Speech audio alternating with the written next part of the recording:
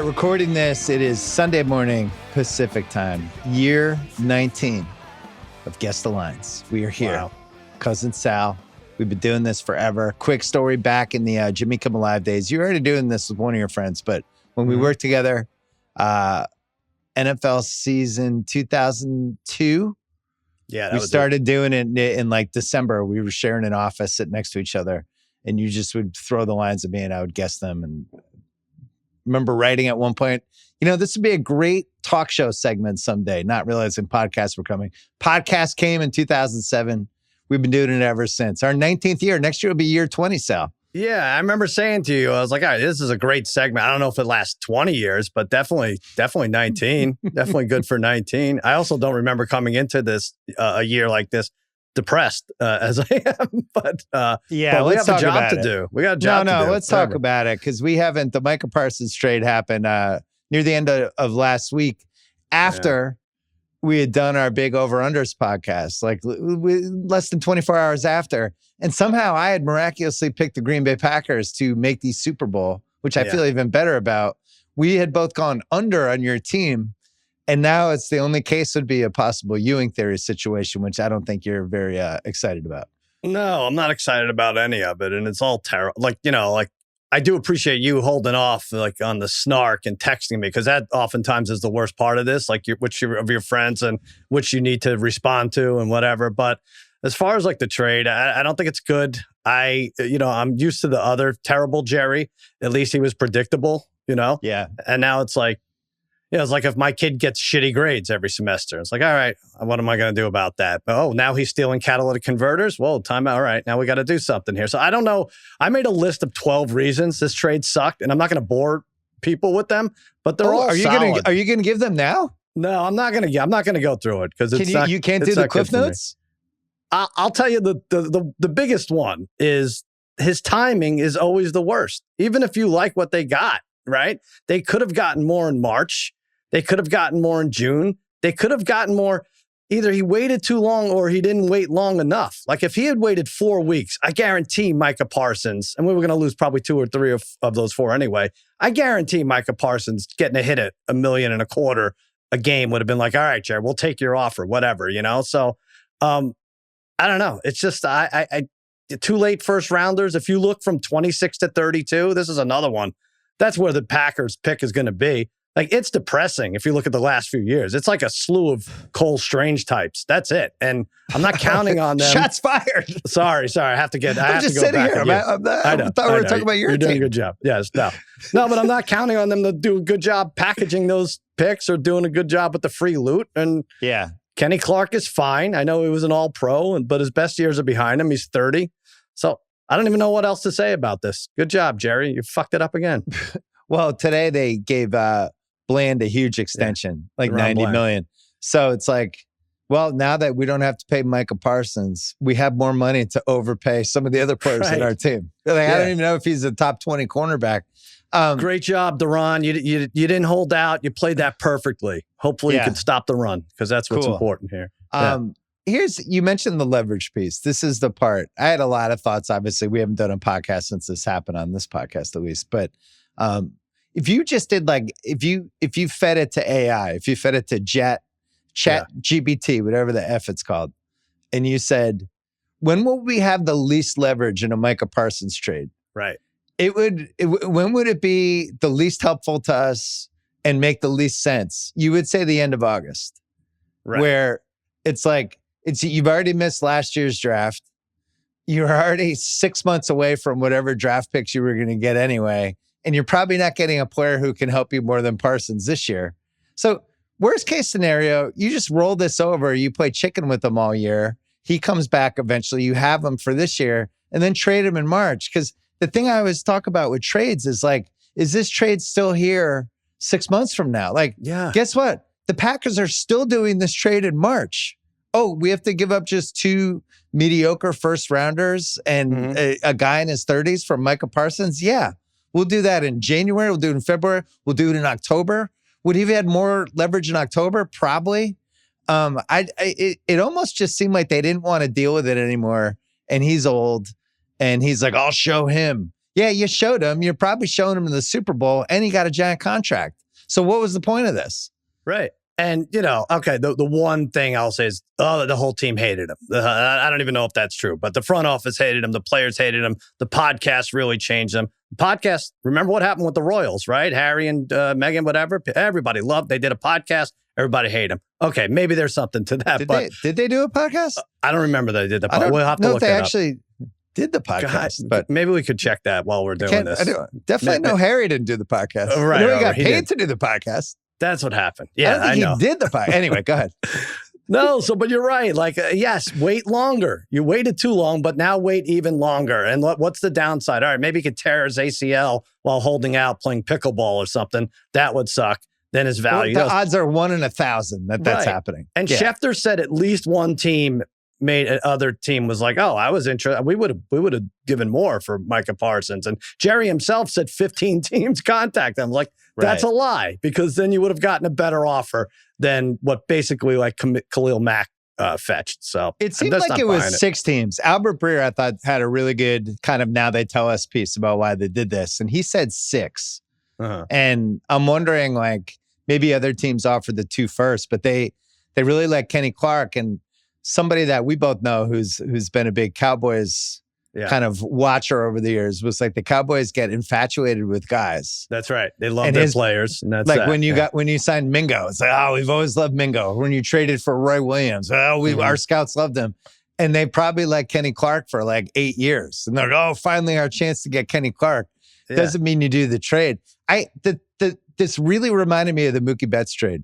Not to bring a Boston team in this, but when it was clear like they weren't going to figure out the contract, they just didn't agree on what his value was.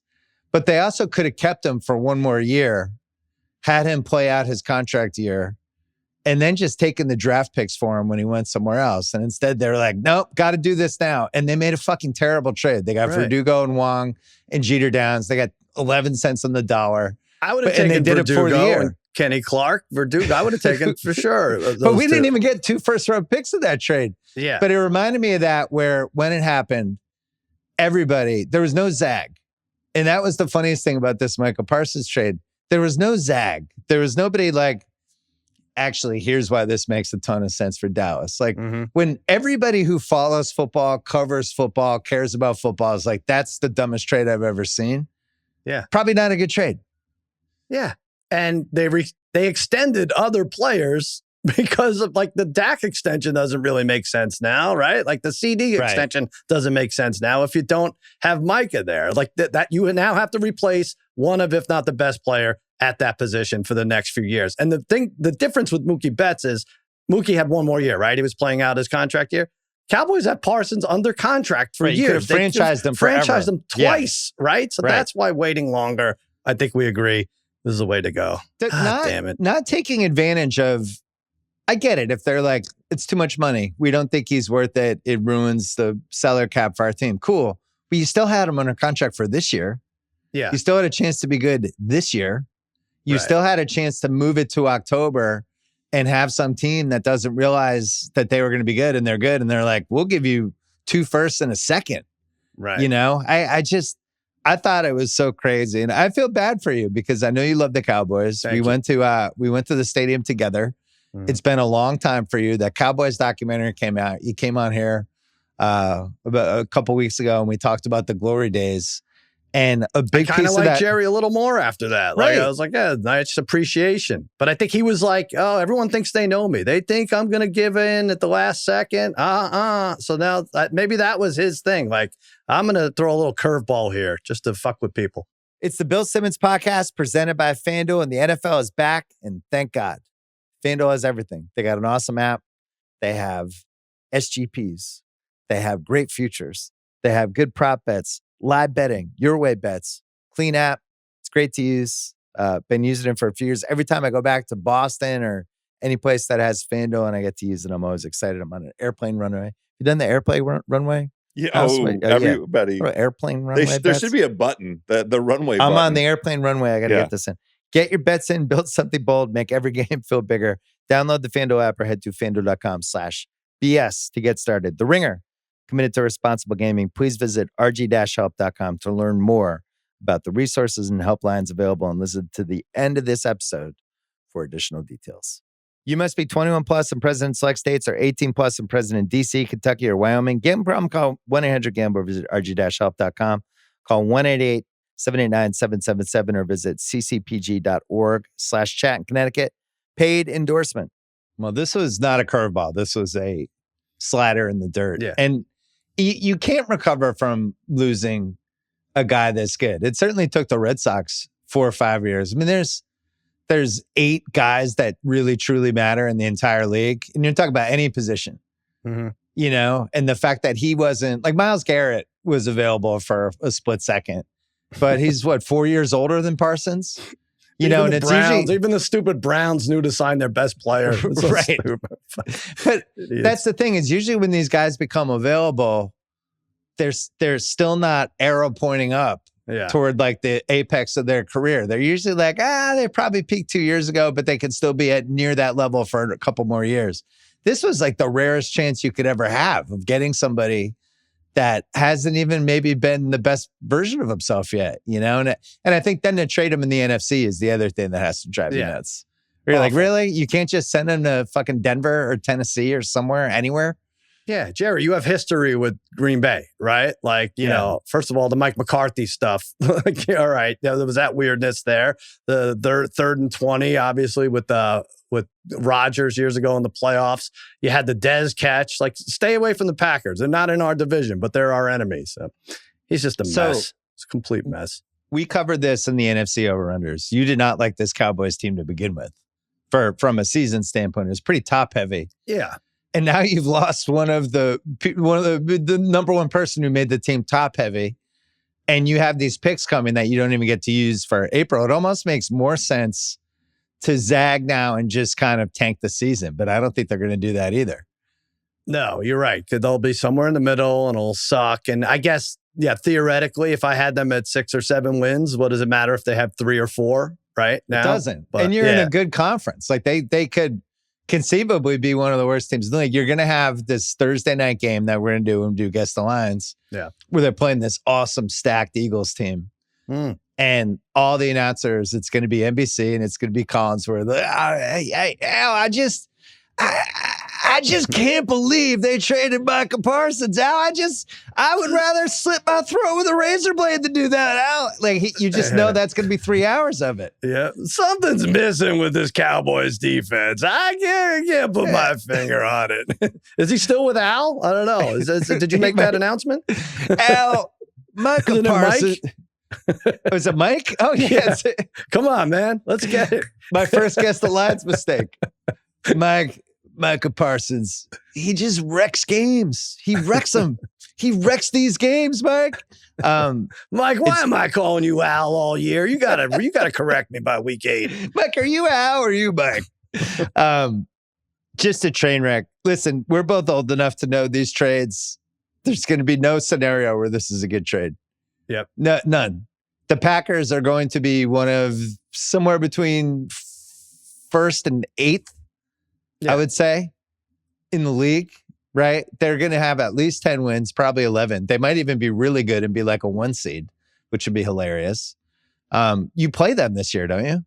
Yeah, it's week 4. And what could go wrong there? I can't root for them now, so I'll sell some of that. I mean, after we got off with the pod, I bet some Packers to win the NFC and love to win MVP. So I'm happy to sell some of that at a huge discount to anyone listening. I did that. I did a little more that week once I laid out all the research for our podcast, because the odds were still really favorable. Buffalo Green Bay, I think, was 45-1 as a Super Bowl matchup. Before the trade or before the trade? Oh, Love was in the 20 to 25 range, but I took all the leak stuff seriously when the Packers thing probably came out 72 hours before that they were really intrigued. Mm-hmm. And then the day we were taping the podcast, which was last Wednesday, somebody had a report that Dallas was at least listening to calls. And anytime I hear that, it's like the trade's happening. Because once you're actually like, oh, what do you got? Now you're just leveraging everyone against each other. If you have somebody like Micah Parsons and I call you and I'm like, hey, I'd love to trade for Micah Parsons, you'd be like, cool, you're hanging out. But the fact that they were listening to the calls, you knew it was a wrap. I know. I just thought a stubborn Jerry wins over everything. It's funny. It's funny, but the same fellow we talked about who's been in the front office and knows, I was like, he was on the road. He's like, what did they get for him? I was like, he said, two firsts. I'm like, keep going. He said, wow. All right. 3.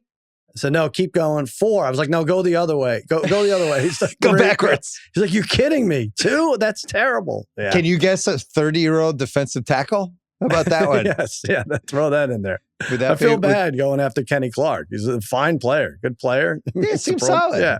Yeah. Might be everyone loves him in the locker room, apparently. Yeah. I just like the one thing that I got to throw my body in front of was people comparing this to the Luka Doncic trade. This was not the Luka Doncic trade. No. In basketball, you basically need 3 guys to compete for a title. And one of those 3 guys, if it's one of the 10 best guys in the league, you always have a chance. Yeah. Football, really, it's the quarterback is the only untouchable position. In any other position, you could talk yourself into a scenario where you could win that. There was some stuff about how Von Miller was the last elite pass rusher to win a Super Bowl. That was 2015. So if you're building your team around, and this is like, the most important guy on your team, the track record is it is a little harder to win the Super Bowl. You need the quarterback. Right. In the Luka case, Luka is the quarterback. That's like trading Mahomes or trading Joe Burrow or whoever. So I can't compare it to that. So, and the shock value was a 10 because there were not even any rumors about that. Right. Like that, and no offers other than this one Laker offer. We didn't know at the time that they were going to miraculously stumble into Cooper Flag. And now that's actually a really good trade. So maybe you'll can you win the NFL lottery? Have you looked at it? What are the odds? Yeah, I think we could do that. I said we could get Arch Manning probably for a 5th round pick now, but we'll see. Get him. Maybe 32. Oh, man. I watched college football all day yesterday. You would have been proud of me. Nice. And it was kind of boring. I wish, right? The OSU game was terrible. Yeah. Arch Manning, I bet on OSU only because of this seems like a pretty big moment for this guy with the spotlight and being in Ohio State. But the flip side of that is I parlayed it with Clemson because I don't want to call him out or mention him by name, but Van Lathan told me LSU wasn't going to win and that Clemson was going to kill them. So I parlayed that together. I really like Nussmeier. Yeah. I think that dude has it. Like that's the other thing with Dallas and some of these other teams, or like the Saints. If the Saints are awful, and you end up with Nussmeier, whose dad played for, the Saints, whose mom was a Saints cheerleader, right there in New Orleans, who went to LSU, who grew up there, and that's like, if I'm New Orleans, I'm throwing away the season, which might be what they're doing. Anyway. That seems like where it's going. Yeah, Nussmeier was the best of the quarterbacks who had a decent matchup. There were good quarterbacks who went against Division 45 teams last night, but he seems like a leader, and then I like the fact that he grew up. I was reading up on him watching the game last night because it just seems like checks all the boxes, but also like has some real charisma. Whereas I thought that was a rough one for Arch. Yeah, oof. Arch was bad. I mean, what do you have? Like 38 yards going into the 4th quarter, and then kind of he missed like 10 guys. I mean, and even on that final drive, that 3rd and 5 throw, the guy's wide open. It's a 6-yard out, and he couldn't hit it. But I know the problem with college football is these games don't actually matter. Well, now so you lose that games. game, and you can lose the game and be fine. Everyone, those 2 games, both teams, both of them will make the playoffs. All 4 probably. Well, do you want to do guess the lines, or do you want to just quit the season? What Listen, do you tell me? Happy. You seem so sad. I hate when you have this look on you. You don't normally have this look until the Cowboys are 1-4 in week 5 or something. I thought we could. I counted Dallas Philly as a loss, so I'm whatever. I wasn't going to go crazy, but going in, I'm happy to be doing this. Like, what a stupid summer gambling this was. Like, what color is the dildo going to be? Is it going to be green? Let's pick green, and then they'll throw it at the women, and we'll laugh. This was a ridiculous, asinine summer. So let's gamble on football. I'm ready. It was the worst. It was the least amount of sports I think we've had all decade. Because even if you go back to 2020 and 2021, COVID 2020, but then when the bubble came back at some point, the bubble came back. And then in 21, the NBA season had been moved back because they started it later. So we had that. And then I think, didn't we have the Olympics that year too afterwards? And then we had World Cup. Then it just felt like this was the first time we had nothing going on. Yeah, no great soccer, no Olympics this year. The Little League World Series, you could barely bet on these teams. They're too unpredictable. I don't know. Yeah, it turns out 12-year-olds probably aren't as reliable. Big letdowns. Yeah. We're just watching documentaries about women falling off yachts, off cruise ships. Right. That's all we have. We're true crime. We're going to take a break, and then we're going to do week 1, guess the lines. The Bill Simmons podcast is brought to you by FanDuel. The NFL is back. As you know, FanDuel is making week 1 even bigger with a chance to win a share of $2 million. You heard me correctly. In bonus bets every game day. That's right, $2 million. Here's how it works. Opt in, place an anytime TD bet on any week 1 NFL game using your profit boost. And if the player you pick scores either the first or the last TD of the game, you'll earn a share of $2 million in bonus bets. First TD, you're in. Last TD, you're in. Both even better. It's just one more reason of many to bet on the NFL with FanDuel. So whether you've got a feeling about that opening drive or you're banking on a clutch finish, now is the time to get in this game. Just take Travion Henderson against the Raiders in week 1 against their crappy linebackers. Just do it for me. Visit FanDuel.com/BS to download the app today and get started. FanDuel, an official sportsbook partner of the NFL. Must be 21 plus, present in select states, 18 plus, present in DC, Kentucky, or Wyoming. Opt-in, must apply profit boost token on select market. Prize pool to be split equally among all eligible participants who made the correct first or last TD pick. Bonus issued as non-withdrawable bonus bet, which expired 21 days after receipt. Restrictions apply. See terms at sportsbook.fanduel.com. Gambling problem, call 1-800-GAMBLER. Visit rg-help.com. Call 1-888-789-7777 or visit ccpg.org/chat in Connecticut. This episode is brought to you by Verizon. Rookie debuts, underdog stories, bold trades. Talk about refreshing. You know what else is refreshing? A brand new phone with Verizon. Get a new phone on any plan with select phone trade-in and my plan. Lockdown and low price for 3 years. It's a deal for everyone, whether you're a new or existing customer. Swing by Verizon today. 3-year price guarantee applies to then current base monthly rate only. Additional terms and conditions apply for all offers. All right, Sal, you beat me in Guess the Lines last year. Yes, I did. So maybe there's hope for the Cowboys because the Cowboys winning the NFC East and you beating me in Guess the Lines is about the same on a miracle scale. Before we start, how dare you? There's 8 Sunday 1:00 games because we have a Thursday night game, your Eagles Cowboys. Then we have Friday night in Brazil, Chiefs Chargers. And then we have 8 Sunday games. And I'm curious, how are you going to rank these from a multi-view standpoint? We have Bucks Atlanta, Cincy Cleveland, Miami Indianapolis, Carolina Jacksonville, Vegas Pats, Arizona New Orleans, Steelers Jets, and Giants Washington. So for me, obviously Pats Vegas has to be one of them, but I also think that's a pretty good game and 2 new coaches and 2 new, Geno, new quarterback, all that stuff. Giants Washington is a must. I really want to see that game. I'm excited for it. I can't wait. I still don't know what the line is. And then after that, I don't know. Would you have Tampa Bay, Atlanta as the third one? Well, you have to have, that's in the top 4. We're picking 4, right? Yeah. The 4. Yeah. It's your team. It's Tampa, Atlanta. It's Pittsburgh Jets, just from a narrative point of view, right? You got to see a couple quarters of that. Fields and Rodgers going back. Yeah. Do you? Well, is that going to be like 6-3 in the fourth quarter? Interesting. I hadn't considered. Do you? Yeah, but that's what it's about. Yeah. I would argue the fourth one. So I think the guarantees are Tampa Falcons, Vegas Pats, and Giants Washington. By the way, you can get all of these on YouTube TV if you get Sunday Ticket. I think I'm most interested in Carolina Jacksonville for the fourth one with the Travis Hunter piece. Are you? Yeah. Let's consider this. Are you? From a multi-view standpoint, I'm interested to see when he comes out. Like when it's like, 3rd and 11, there's Travis Hunter. Like I'm just immediately going to be fixated on the TV. Right. Plus, like, if there was ever a setup for Jacksonville to look good as a fantasy team, as a Trevor Lawrence team, all that stuff in week 1, it's going to be this Carolina game because their defense is terrible. So I think I'm leaning toward that one as my fourth, but I might be in the minority. It sounds like you would go Pittsburgh Jets. Well, I go Jets, but I don't think I'd put Giants Washington in there. I don't care about that. But I think you're right about Carolina Jacksonville. Just a crossover garbage South game. Get it out of the way. Let's see which teal team wins. Oh, I'm in for Giants Washington. I think that's going to be a good game. Yeah. Okay. Yeah, I'm excited for that one. All right, let's do it. Guess the lines. So I give the matchup. Sal and I guess lines ahead of time. Mm-hmm. And then Sal's going to tell us the actual line. We did a couple wrinkles for this. We both sent each other lines like a month ago because it's become with all the gambling discourse, it's become impossible to avoid the lines. Although I've somehow avoided them.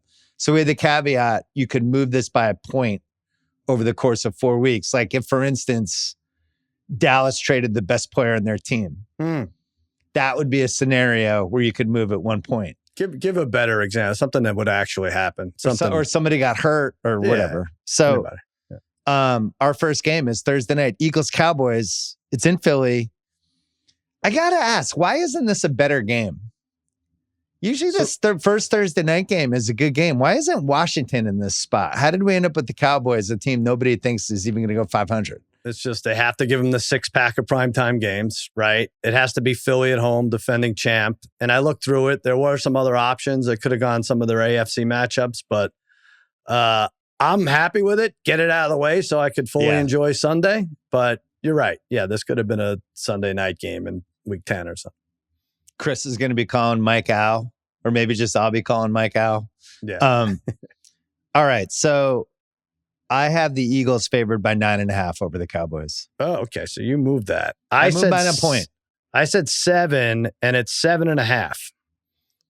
So really? I get that. It was actually as low in some spots as 6.5, and the Micah trade moved it a point, which doesn't seem to make sense. Like I don't even know if he was going to play this game if he had suited up in Big D anyway. But the only thing I can think of there's been a bunch of week 1 stats that are pretty good because they have so much good history of bet making and odds shifting, all that stuff. Right. Week 1 divisional home underdogs against the spread since 2010, 23-7. Mm-hmm. And I think that's the only reason that line's not 9. But how are we not teasing or parlaying the Eagles with something? It's the teaser game of the week, and shame on you if you didn't have some college along with this to carry over. But it could also be Kenny Clark's FanDuel revenge game. Who knows? Shame on you unless you had Clemson because Van Lathan told you LSU was going to lose. Fucking Van. Never listen to him again. We should mention, so we're doing this gimmick this year that we talked about on the over-unders, the Ringer 107. We're betting 5 games per week. And we have 6 shows going against each other. And on Thursday, I'm going to do my 5 picks. You're going to be doing yours. So you're on Ringer Gambling. We move stuff around this year. Mm-hmm. Very excited about it. Ringer Gambling show is Tuesday, Wednesday, Friday. And you're on at noon every day live on YouTube. And on Tuesday, you're with Tate. Mm-hmm. On Wednesday, you're with House. And House and DeBundo. Yep. House and DeBundo. And then on Friday, who's your Friday team? DeBundo and Danny Heifetz, and that's where we'll pick our 5, right? So each show picks their 5. That's going to be 5. You and DeBundo. Heifetz is just going to host that part because his fantasy football show is also going to be in Ringer 107. We're going to have the Ringer NFL show in there. The Thursday gambling show is in there. Shio Kapati on the Ringer NFL show, he's in there, and we're making 5 picks a week. The catch is 4 straight up. The 5th one could be a straight up or a money parlay as long as it's minus 120 or other. The Thursday night games are not eligible. If they were, I would absolutely be putting Philly money parlay in with something. Right? Interesting. Dallas isn't. What's the scenario where you beat Philly? Like just you throw for 430 yards and get like a weird special teams touchdown. That's the only thing I can think of. I mean, a lot of fumbles on the 4 tush push fumbles that like we've never seen before. I don't know how it would happen. Tush push just stops. Kenny Clark's just stopping the tush push by himself. They changed the rule in the middle of the first quarter. Maybe that's it. That's how we win. One thing with you do have a good special teams, and they shifted the kickoff this year so that it's actually more beneficial to the return guys, and you have a good return guy. So maybe you'd have to get a touchdown there. We'll probably have 6 or 7 kick returns, so that's good. Yeah. What do you have penciled in for George Pickens quits on a route and then yells at Dak heading back to the huddle? Like week 4 range, or do you think he would do this early? I thought you said play 4. Yeah. Yeah, week 4 is solid. Oh, there's so Week much 4. to look forward to. Brian Schottenheimer's got it. He's going to have it all under control. You should just watch the Netflix documentary over and over again. I'm going to do it. All right, Friday night, we're going back to Brazil. I'm proud of you for remembering this. This is 3 years ago. You would have botched this and said, "This is at LA." You know, good job by you. Yeah, thank you. Chiefs Chargers. Yeah, no home field advantage because we're in Brazil. I have no idea if the turf's going to be good. The Chargers, as we discussed in the over-under pod with the Rashawn Slater out for the year stomach punch, right? Which when you get one of those in August, it feels like that's just a bad omen for the year. The one thing they do have going for him, Sal, Harbaugh, 5-0 against the spread in week 1 as an NFL head coach. So there you go. Plus the division head-to-head week 1 stuff's pretty favorable for the underdogs. I have Chiefs favored by 6.5. What'd you have? Wow. Too high? You know this is in Brazil, but you don't seem to know this is in Brazil. I had 2.5, and it's 3. It's fine. So you're going to go. I'm a little rusty. I'm working You're betting the off. Chiefs? I mean, you should bet the Chiefs. You were so off there. I think that line's going to go up to 5.5, 6 by game time. Oh, man. Why wouldn't it? Nobody likes the Chargers this year. That was 2 of our favorite bets was the Chargers under this year. Oh, everyone. We don't think they're a playoff. Chiefs. Everyone wants to take the Chiefs from 15 wins to 8. And I mean, look, I think why it should be higher. They're 7-0 against the Chargers in the last 7 games. I feel like Harbaugh has the most pressure on him as a coach for week 1. That's a ridiculous line. I think the line should be at least 6. I'll be vindicated. All right. Wow. So you're beating me 2-0 already. Yeah. I'm a little rusty. I'm like the Cincinnati Bengals of guess the lines. The week 1, I'm just a mess. There's a cash out button if you want to hit it now. You want to check out of the week. Sunday marquee. Detroit at Green Bay. Do we see Micah Parsons in this game, do you think? Yes, I do. Yeah. Well, if we do, he's going to do good. There's some favorable Packers stuff here, including in the first 3 games of the season since 2019, they're 15-3 against the spread. I thought the Lions would be favored a month ago. I could only move my line a point. If I really had to do this, I would probably make the Packers favorites, but I have the Lions by a half point over the Packers. A half point doesn't exist. You can't do that. I had them at 1.5, so I moved it a point, and I'm at a half point. That's not a real thing. That's my pick. Bet a team that doesn't exist. Go look at the rule book. All right. You win. I said Detroit by 1. So whoever you have by a half wins because Green Bay is favored by 2.5 now. Yeah. So I would have guessed if I wasn't handicapped by the original guess, I would have said Packers by 2. Okay. Interesting. So, well, you lost. Take the loss. The week 1 division home underdogs, again, 23-7 against the spread. So that feels like by the time, and we're doing Ringer Sunday pregame again on Sundays on YouTube, on the Ringer Gambling YouTube channel. That feels like you guys will be talking about that as like a rat line. Packers Lions, where everybody's on Green Bay, but the line is like 1.5. And you're like, why isn't this line higher? I'm suspicious of Packers money, Packers momentum, all that stuff. I wonder where that settles. I look at that. I'm like, wow, Detroit plus 8.5 on the teaser is pretty damn good week 1, especially with all your underdog division things. By the way, maybe we make a blanket statement. Whenever we talk about teasers, everyone else should go do something else. Go clean out your pantry or something. Yeah, because nobody does teasers anymore. And they don't win. They change the juice too much. Well, we basically do money parlays now, so we could call them MPs. Yeah. But in this case, moving Detroit from 2.5 to 8.5 was anyway, I'm curious to see where that settles. Can I do random get up guy? Oh yeah, let's hear it. Okay. I moved my mic. Oh, you're making adjustments. Well, I'm gonna yell. Oh. I know it's week 1, but this is a must-win game for the Green Bay Packers. They cannot lose this game and go 1 game back against Detroit. It will haunt them the whole season. Great. Thank you. I love it. Thank you. 500,000 views. Yeah. Just for that. Must win. Is this a must win for Green Bay in week 1? Guess what? There are no must wins until December, but have your content. The watchables. I have 1, 2, 3, 4. Do you count Pat's Raiders as a watchable? Yeah, I think so. Or is that a fairly watchable? No, it's good. All right. Well, I guess I have 5 watchables. It's a good week 1, considering we shot our wad on Thursdays and Fridays too. Okay. Bucks Falcons. I know we don't like the NFC South, but there's a lot of fantasy guys in this game. Yeah. It's a scary stretch for Tampa because they basically have 2 receivers. They have no Wirfs, at least for this game. And then Atlanta's missing their starting right tackle, blindside protector for Penix, and the guy who is his backup. I'm just really interested to see what happens in this game. I had to move this. I got Bucks -1. Bucks -1. It is in Atlanta. Bucks. Yeah, I said Atlanta -1.5 for all those reasons. They're coming in a little bit gimpy. They're injured. But you're right, or righter. Tampa Bay -2.5. So you get that one. We should mention you picked Tampa Bay to make the Super Bowl. I like them to make the Super Bowl. And we talked about this game in particular in our NFC rundown. Like, don't panic. If Atlanta wins by 17 this game, just wait. Tampa will be there when the cream rises to the crop, and Atlanta will eventually turn back into the Falcons. I know it's week 1. But this is a must-win game for the Atlanta Falcons. They could take control of the NFC South. They have them at home. They have to get this game.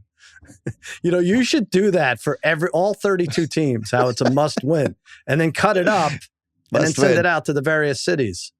It'd be great. I'm going to, I feel like almost like syndicate it. Yeah. Syndicate your rant, your get up rant. So I put this as a watchable, which is ridiculous because probably in 5 weeks, this would be in the Poopfecta. But Jags Panthers, just solely because of Travis Hunter, I'm in.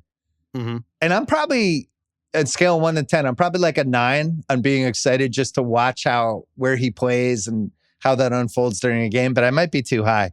I also think this is the setup for the every week 1, we have a team that looks awesome and fools everybody. Right.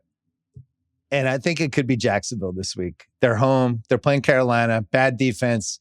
Coker got hurt on the Panthers, who I think was looming as a little fantasy sleeper guy right after they traded to Adam Thielen. So now the Panthers are down at receiver. Their defense stinks. And I could see the Jags lighting it up, and people have been like, Trevor Lawrence, has he officially arrived? That's like, settle down. Yeah. Settle down. He has not arrived. Carolina's defense is terrible. Oh, come on. I have the Jaguars favored by 2 at home against the Panthers. All right, I get this. I said 3.5, and it is 3. Oh, so I nudge you out there. Yeah, I think you're right, though. These are 2 quarterbacks people want to be good. Make the case for Carolina to win the NFC South after they go 1-0. Make the case for the Jaguars, even though I have them to win the AFC South. But yeah, this could be biggest overreaction game. Yeah, Brown came back for the Panthers, but I'm pretty sure he can't play all 11 positions. I haven't checked that, but I think he's only one of the 11 guys on the defense. 49ers Seahawks is going to be the Seahawks. I've gone all in. I think they're the nobody believes in us team. And then you go on the flip side with the 49ers where no Ayuk, obviously. Jennings doesn't seem like he's playing in week 1. So they're down on receivers. Seattle's home. I think they're going to be underdogs. I have the 49ers favored by 2. And obviously, it's going to be no surprise the Seahawks will probably be in my Ringer 107 on Thursday. You get this. I had San Francisco by 1. You had the 49ers by 2, right? Yeah. Yeah. I am by 1. 49ers favored by 2.5. Yeah. By the way, I have a theory now. It's early. It's too early. We've only gone through like 6 games. I think 2.5, which we've seen 3 times now, is the new 1.5. Is the new 1.5? What do we call the 1.5? The Mentos? Tic Tac. Tic Tac. Yeah, because 1.5 calories. Yeah. Yeah. So we have to figure out what 2.5 is. We'll take suggestions. I feel like the Seahawks, this is a must-win week 1 game for them too, but I'm not going to do it because I'm not doing it twice. This is a must-win game for the Seahawks. Get up. Coming up next, top 5 pass rushers. Rams Texans is just a really good game. It's in LA. Yeah. There will not be a lot of Houston fans there. Did we find out if their left tackle's playing for the Rams? I guess that's going to be like just monitored all week. Decision. Yeah. Yeah. The blood clots, like it's a stay away for me, even thinking about betting until we find out what happens with that guy. Right. I have Rams -2 at home. All right. You changed that. You shouldn't have. I had 2.5 and it is 2.5. Oh, I did change it. Yeah. I changed it because the left tackle might not play and Matthew Stafford is in Blood traction. clots, Sherry. I thought it was worth going down. But yeah, traction and blood clots are scary. You've always been weirdly afraid of blood clots. I don't know. This feels like a hey Texans defense. Let's see it. Nice spot for them, right? Little shakiness on that Rams offensive line. Stafford maybe not wanting to get hit. Like, let's go get our guy. We got the best secondary in the league. Let's just blanket some receivers. I like the spot for the Texans. I do not like the spot for the next team. The Patriots are home for the Las Vegas Raiders. And I had this penciled in as a guaranteed win about a month ago. I have no idea if Christian Gonzalez is playing. And this is like a big topic right now with the Pats, on the Pats text threads. Hench may or may not have texted me about it 17 different times. He's the best player in the defense. He's the shutdown cornerback. He hurt his hamstring a few weeks ago, and there's just been kind of radio silence on it. So I would watch that. On the flip side, the Raiders linebackers are really bad, and this could be an immediate Travion Henderson breakout game. But it's a little scary that the Pats look like you're just, they'll be. Something scares me about this game. It is scary for you because you're a slight favorite. I'll tell you that. We haven't gone over the number yet. And if you lose, though, you have to change your entire opinion of your team for the worse. So I wish you a lot of luck, in the words of James Baby Doll Dixon. Pats -1.5 was my pick. Our new favorite number, 2.5. And I think I get it here. Where is it? Yeah, I said 3. It's 2.5. You're killing me. What's your lean in this game? I think New England. But probably in a stupid way. I'm not sure how. I might try to buy the win and take the Raiders. Just in this could CFL. be 21-20 where they don't cover, but they win, right? Dumb shit. Fairly watchables. We got Steelers Jets in Jersey. A hilarious matchup. It's good. It's a double revenge game, but neither guy is good enough to get revenge. So I don't know what we would call that. It's like, Justin Fields' revenge game. It's like, is it? And then Aaron Rodgers, he can barely move. Revenge game. I don't know. So another word starts with R-E, but I won't say it. But yeah, not revenge. Yeah. Steelers, I have the Steelers favored in Jersey by 3.5. Oh, you moved that one too. I did. I went 3, kept it at 3. It's 2.5. Again, you gotta 2.5. be kidding me with these 2.5s. Get used to it. I already lost. It's going to be hard for me to not want to pick the Jets when we get to Sunday. No, to pick the Jets on Sunday as a home dog. And yet I don't want to. And this is a non-bet. If you bet on this game, you're just desperate to bet on shit. You don't tease this game. Don't parlay it. Just play it straight up if you're going to do it. Anything is possible in this game. This is just sit back and watch it and laugh. It's like you're watching Dumb and Dumber 2 with the kids. You know, you don't need any stakes going in. Could you see the Steelers winning, but winning by a point and not covering? That's a fun one. And what's the Cousin Sal special for this game? I haven't seen it. I don't think they don't have them yet. They don't have that yet. So they should have that a week before. That would be Jets to be winning at half, and then the Steelers to win the game. So you probably get about 6-1 on that. Same game parlay. I'm on FanDuel right now. Don't they have the half bets? First half spread. You do the money line or just the spread? Oh, first half winner. Yeah, do it like that if you can. Pittsburgh -110.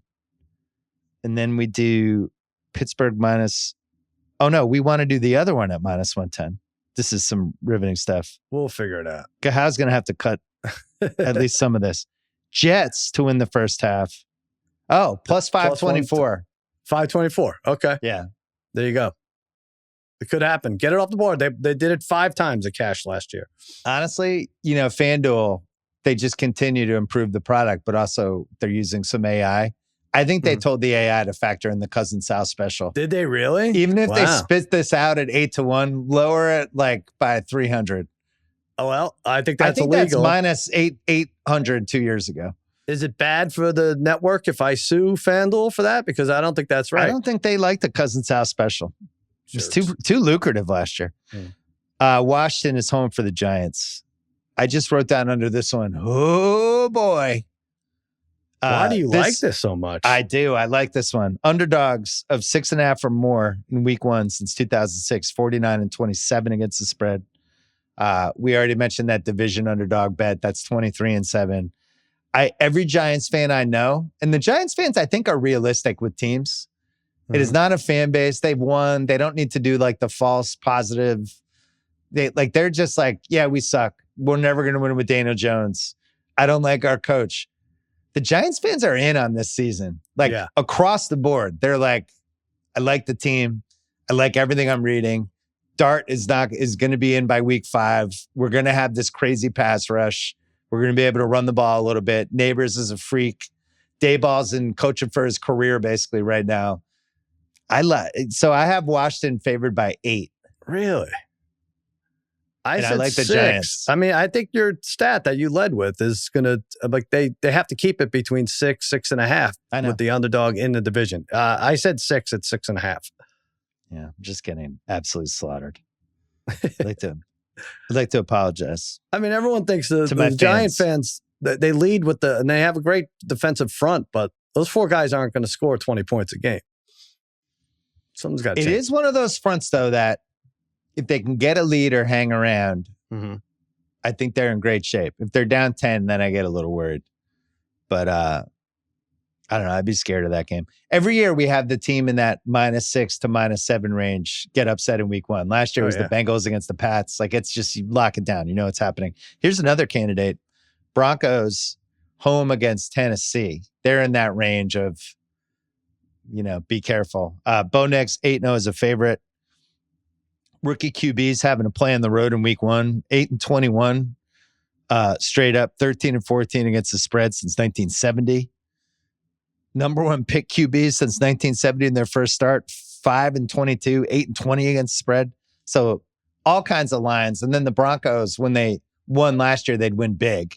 I love the Broncos. I picked them to make the AFC title game and to win the AFC West. And I have the Broncos favored by 7.5. Yeah, you stayed with that. You didn't change it. It is exactly 7.5. I went 7. So you win that. And welcome to the jungle, Cam Ward. Yeah, I went big on that last year. The rookie quarterback not winning. And it was Caleb Williams against Will Levis. I think it was in Tennessee. Tennessee was winning by 17. And then Levis made so mad. He was the rookie quarterback there. He made throws you'd never seen before and never will to blow that game. I think that's why he doesn't start in the NFL anymore. That could be it, yeah. Poop Fecta. I'm putting the Broncos in a money line parlay. I'm just telling you now. I hope that line stays around the same. I've specifically haven't looked at lines, done anything, but after we're done with this, there's gonna be some moves. Poop Fecta. Colts Dolphins. It's in Indianapolis. You could argue this could be in the fairly watchables, but no Jalen Waddle. Not positive who the Dolphins starting running back is going to be. There's some A-Chain. Maybe playing, maybe not. We'll know more of next week. The Dolphins have the stink on them. Almost to the point that I could see a zag where they actually start out pretty good. People are like, oh, nobody saw this coming. I have Colts by 1.5. You picked that exactly right. I said Colts by 1. And yeah, DeBundo and JJ have a very large stake riding on this game. This is both their teams. This is pathetic. This is the healthiest the Dolphins will be, and they're a dog to Danny Dimes. This is pretty bad for them. So we both went under on them at 7.5, and we had some people in our life like, watch out, bro. I don't want to say who it was. It was like, watch out, bro. We're going to be better than that, bro. They're not even favored in this game. So how are they 7.5 for over unders? Can I lock you into a cross-off after this game? You can lock me into not putting any money on this game because there's no way I'm betting on Daniel Dimes ever. But the 0-1 team, do we cross off? We like to get rid of one a week. I mean, or can we cross them both off now? You want me to say this is a must win? I need like a shirt and tie and a jacket for the must win get up thing. So you're saying must win for either team? I think in terms of our cross offs, which are bulletproof, no cross off has ever made the playoffs before. Can I nudge you in a slightly different direction for this idea? Go ahead. This to me is like whoever loses, first coach fired, favorite immediately. Sure. You're like minus 200 now in that. Yeah. Right? Because like if Steichen loses this, you're now the favorite. Mm-hmm. And if if they get embarrassed and killed, they're now the favorite. I think that's a good way to go. Yeah.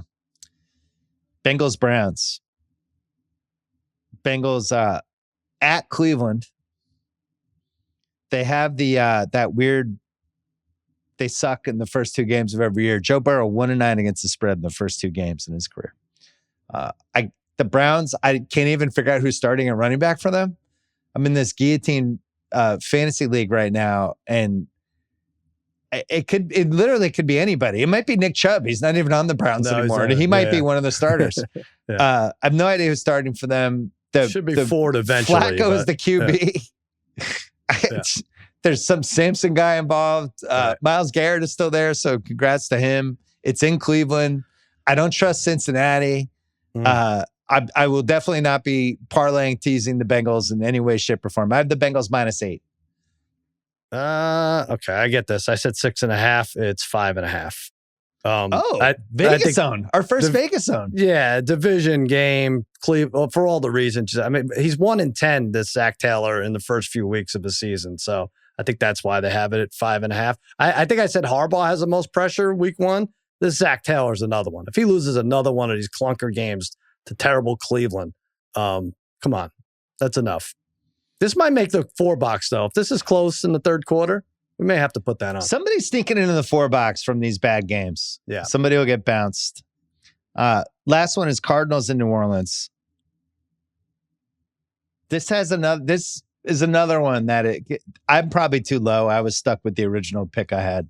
I think it's higher but I'm stuck with what I have to guess. I have Cardinals -4 in New Orleans. It's probably higher. Yeah, why are you stuck? I said 3.5 and it's 5.5. So you get it. Wait, I got to add these up now. 1, 2, 3, 4, 5, 6. To 1, 2, 3, 4, 5, 6. Oh, I'm still winning 8-6. I thought it would be at least 6. Yeah, I mean, what world is Arizona, who I love this year, laying 5.5 on the road? I mean, you get beat by Rattler, so be it. I'm putting this on a teaser. Counter. Mm-hmm. Don't tease Kyler Murray. Just don't. Why are you doing that? You can't. It's one of the rules. It's like one of the foundational rules of the 2020s is don't put Kyler Murray in a tease. You can't. Don't do it. I like him too much this year. This has to be a W. All right. So if you're doing the Symbotic strategy, Symbotics that I created 15 years ago, whoever you really like, you just have to back them in week one. So this is the perfect spot. My question for this is, if the Cardinals are really good, and we don't know that yet, but in week 8, we will know that. What would this line, we'll look back. We always look back at these week 1 lines. They're like, wow, the Cardinals were only -5.5. That would be like -13 now.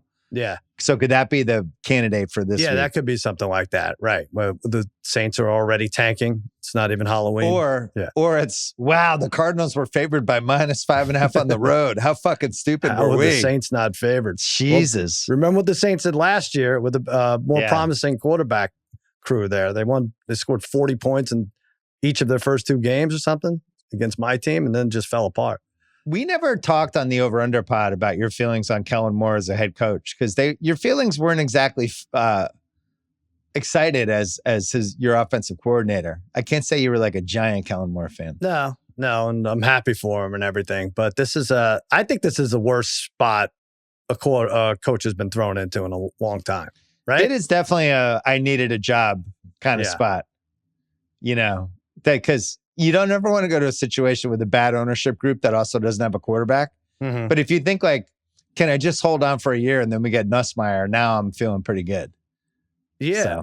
And this was the last spot to fill, right? Because I had to wait for Kellen Moore and the Super Bowl to end and everything. But there was a point where you're like, wow, maybe Kellen Moore doesn't want this and nobody wants this job. Maybe they're talking still in May about who's going to coach this New Orleans. All of a sudden, Hugh Jackson is the head coach.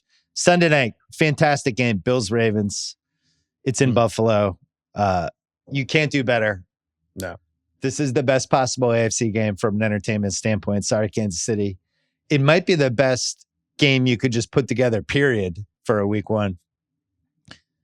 Ironically, I did pick Buffalo -2.5 for this one. Yeah, I did too. And it's 1.5. So it went back to the old 1.5, our friend. But yeah, this is, I don't know. I'm trying to think of what our reaction is. It going to be an overreaction coming on the pod after this? If the Ravens win by a field goal, the new kicker boings it off the upright at the buzzer, and you're going to be like, are the Ravens a team to beat for the rest of the decade? And I'm like, whoa, calm down. Yes, you're right, they are. And then everyone kills us. I have the Ravens losing this game. I mean, when I did all the prep before the season, I had this as NL. I have them 2-2 coming out of the first 4 and then like winning everything after that. Yeah. As you know, I'm all in on this is Josh Allen's year. I picked them to win the Super Bowl. And I just think you have to win this game if you're the Bills. I wouldn't call it a must win, but this is we're here. The AFC is going to actually run through us this year, and we're going to smack the Baltimore around a little bit. What a great game. I'm very excited. Can't wait. They're very hard to beat at home. We talked about it. This is mid-90s Bills again. They have like 3 losses in 2.5 years at home. So I'll see you right after the game live on my YouTube channel. That will also run as a podcast, as a video podcast on Spotify. But we're going boom, live, ready to go. You won't be sad because the Cowboys will have played 72 hours earlier. Yeah, it'll be so you'll be in a good removed. mood. Yeah. I can't wait. Monday night, Bears-Vikings in Chicago. Justin Jefferson, mild hamstring strain. Not sure what's going on with him yet. Adam Thielen, age 35. They had to trade for him because Addison's out for 3 weeks. JJ McCarthy in a possible Arch Manning spot playing in Chicago. And with a lot of pressure on him and a lot of eyeballs. And yet I think the line is only Chicago -1.5. It's Minnesota -1.5. Wait, let me make sure I got this. Oh, it's Minnesota -1.5, and that's what I had. Holy mackerel. So that's what it'll be. And that's a win for me. Yeah. So I promise you I'm going to be taking the Bears in Ringer 107. You can lock that down right now. Could this be the Levis Williams game from last year where the year 2 quarterback goes against the year 1 quarterback and we just assume that but then like Caleb Williams sucks this year? I don't know. I wonder. Oh, interesting. Wow. I'm really surprised the Vikings are favored because on the over-unders, the Bears are 8.5 and the Vikings are 9.5. Right? Yeah. The Vikings are not healthy and the Bears are. Right. I think this line shifts. I'm going to predict, I think by game time on Monday, I think this is Bears -1.5. It's too much Minnesota love here. Yeah, I don't get that. Rookie QB on the road. Plus, like, the chance to bet on a home dog on a Monday night in week 1 in a division matchup. Like, too many things for that. Sorry, I'm towing here. It's like signing a golf card at the end of the round. You're like, the win won't count. You're like Tommy Fleetwood. Yeah, I have to sign. Just got to make sure I nail this. 10-7. 1-0 on the year. Okay, good. Now I could talk to Jim. Not a strong start for me. I'm just glad I know the lines. Yeah. Okay, we're going to take a quick break, then quick parent corner. This episode is brought to you by HubSpot. Did you know most businesses only use 20% of their data? Wow. That's like leaving most of your playoff roster on the bench. Come on. We're making just 1/5 of your shots. Point is, it's going to be pretty hard to win unless you have HubSpot. Their customer platform gives you access to the data you need to grow your business. The insights trapped in emails, call logs, transcripts, because when you know more, you grow more. Visit HubSpot.com today. And now it's time for Draft Recap, presented by our friends at Yahoo Fantasy. Yahoo Fantasy, the best place to play fantasy football this season. Season starts on Thursday, September 4th. You can do the new Yahoo Fantasy Guillotine Leagues. Lowest scoring team gets eliminated instantly. You play with your friends with the new Draft with Friends mode. You can do a private league, do a public league. Knock yourself out. Yahoo has everything. It's the best place to play. we did our big Ringer Yahoo fantasy draft, snake draft last week. Controversial. I took 5 quarterbacks. I didn't like the options. I had the first pick. By the time it got back to me, I wasn't that excited about just grabbing one. Got to the 5th round. Some guys were gone. I was like, screw it. I'm just going to keep taking awesome guys, and then I'll address the QB later. And I just rolled the dice. Caleb Williams, Trevor Lawrence, Michael Penix. I just kept taking guys, hoping one of them hits like Baker Mayfield hit last year. Was it a great strategy? I don't know. Did I have fun? Yeah, I did. And if it worked, I look like a genius, which is all I care about. The season is almost here. All you have to do is draft now at yahoofantasy.com/ringer. All right, Parent Corner. We've been doing this for a long time. My kids are grown up. You still have a younger one. For my Parent Corners this season, I'm going to really have to lean on my parents versus my kids because they're way funnier and way more interesting. That's fine. So I'm just, all parents are eligible for Parent Corner. And Sal and I are hitting the point where our parents are old. We're taking care of them in a lot of different ways. And the comedy is just coming pretty fast and furiously at this point. But you still have young Harrison entering the 6th grade, plus Jack still in high school. And I feel like you have more comedy weapons than I do. But so you go first. You have Zoe Jr. in college. I have Archie Jr. like in college. 30-year-old. Zoe's like a 30-year-old at this point. Plus, if I did a Parent Corner about her, she'd fucking kill me. Well, that's the whole thing. So that's out. Yeah, you gotta. Everybody's listeking now. Well, I recommended years ago you adopt someone because it's a kid, and you could still do it. And I could put in a good word for you with our friend Brad, who I got custody of. He's screaming in another room right now for no reason. I don't know why. He was screaming at the UCLA quarterback last night, like 10 o'clock at night. Captain, how is he a captain? Just nuts. I mean, and so we get custody of him every Labor Day weekend. And the whole visit is just an overload of beef ribs and orange Shasta cola and napping and screaming at commercials. So, but when you say get custody, it's not like he belongs to somebody else. You basically inherit him for Labor Day weekend. Yeah. Yeah. So Jimmy Kimmel Live is off for a couple weeks. So he hasn't seen people in a while. So we bring him out. So, right. So, and it's always fun. The kids love him. But so I'll give an example, but some of the things he says. First of all, we went for barbecue. The waitress said he ordered a beef rib, which is his favorite. She says it's on the menu. And she's like, no, we don't sell those anymore. He walked off, and we didn't see him for 2 minutes. And the waitress is like waiting, confused. And then he comes just back. Stood up and left? He stood up and walked off. And I thought it was for comedy. But then like 2 minutes, it was like a solid 2 minutes. And I was like, all right, but just wait here because I don't want you to have to come back. And then he comes back and he accuses her of not looking hard enough for beef ribs. Like, they're back there somewhere. I know they are. And she doesn't get the joke. And then 5 minutes later, we had a totally new waiter, as it was. So that's just an example. Good idea. Yeah. He's in the basement. He's looking at the shitty little trophies my kids have amassed over the years. And he tells them, listen, if you ever choose to commit murder, do not leave your trophies in the trunk of your car because that's the first place the cops are going to check. And it's going to seem like you were looking to flee. And so they're like, all right. But my favorite Parent Corner life advice thing is what he said to them yesterday. He sits them down. He's like, listen, there are 7 billion YouTube shorts posted by parents where they think their kids are doing something smart or funny. And out of the 7 billion, only 4 kids total are smart or funny. So don't ever post videos of your stupid kids. They're not going to be smart or funny. Nothing against you. It's just math. It's not personal. So that's my Parent Corner plug. What did they say to what was the response to that? More confusion, laughing, can't tell. And by the way, I more or less agree with that.